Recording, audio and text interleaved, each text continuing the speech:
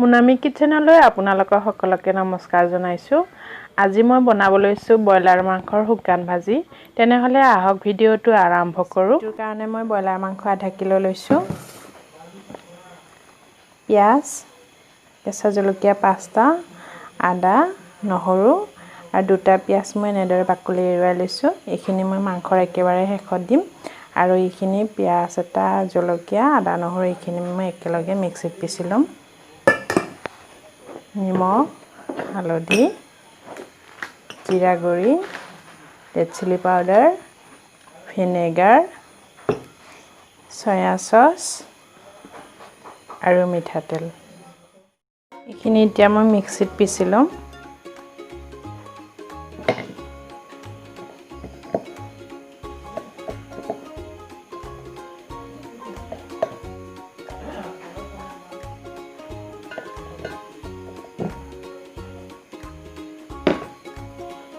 অকণমান পানী দি লৈছোঁ।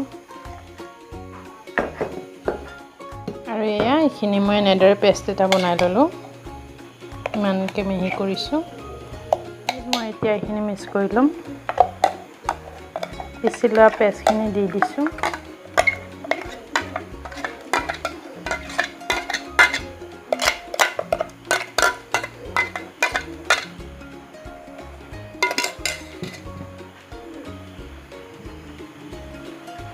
ভিনেগাৰ 1 চামুচ দি দিম।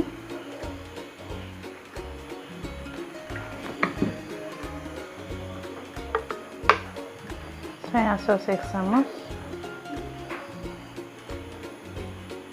অকণমান বেছিয়ে গ'ল, একো নহয়, আপোনালোকে নিজৰ মতে দি দিব। মিঠাতেল 1 চামুচ দি দিছোঁ।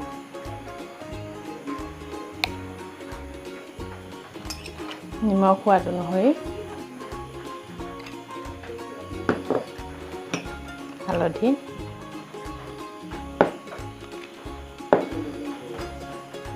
জিৰা পাউডাৰ 1/2 চামুচ, ৰেড চিলি পাউডাৰ অকণমান দি দিছোঁ। এতিয়া এইখিনি ধুনীয়াকৈ সানি ল'ম।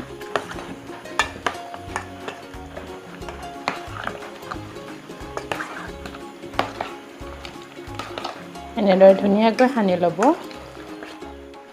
এইখিনি এতিয়া সানা হৈ গ'ল। এইখিনি এতিয়া 10 বা 15 মিনিটৰ কাৰণে ঢাকি থৈ দিম। তেলখিনি গৰম হৈ আহিছে আৰু মাংসখিনিও মোৰ 15 মিনিট হৈ গৈছে থৈ দিয়া। এতিয়া মই ডাইৰেক্ট তেলখিনি দি দিম মাংসখিনি। তেলত মই একো নিদিওঁ, যিহেতু মই মাংসখিনি মছলাখিনি গোটেইখিনি সানি লৈছিলোঁ। তেল মই সৰহকৈ দিছোঁ, যিহেতু মই মাংসখিনি ড্ৰাই ফ্ৰাই কৰিম, সেইকাৰণে তেল সৰহকৈ দিছোঁ।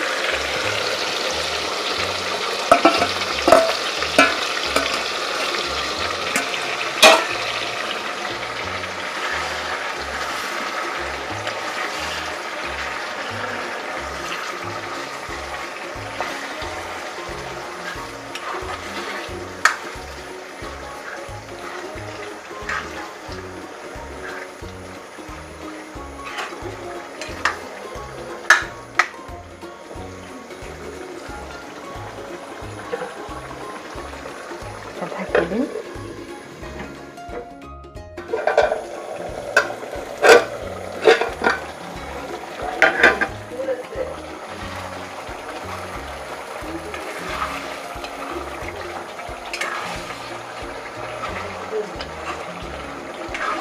মাংসখিনিৰ পৰা পানী ওলাব ধৰিছে।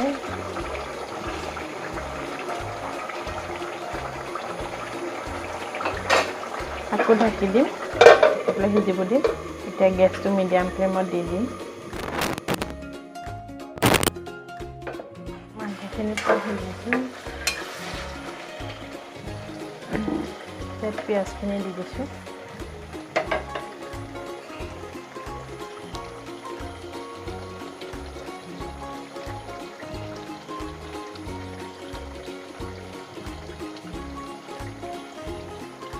চামুচ টমেটো চচ দি দিছোঁ।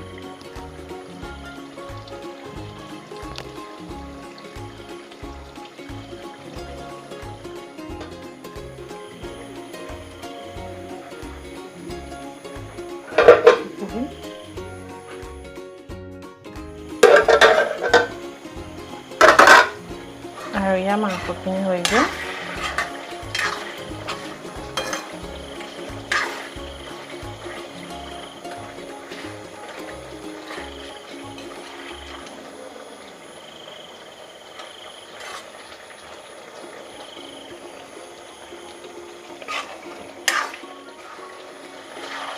মাংস আমাৰ খাবলৈ ৰেডি হৈ গ'ল এতিয়া।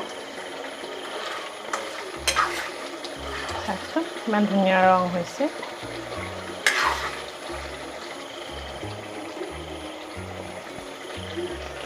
এতিয়া গেছটো অফ কৰি দিছোঁ।